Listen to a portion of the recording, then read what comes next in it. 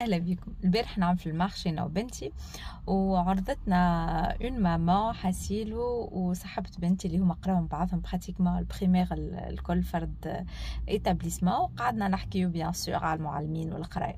وذكرنا معلمه هكا الله يهديها كيفاش قالت البنيه اللي هي توا تقرا ميديسين وتبارك الله عليها، كيفاش قالت لي بارون نتاعها في البروميير اني يجيو هزوا بنتكم ياسر بهيمه.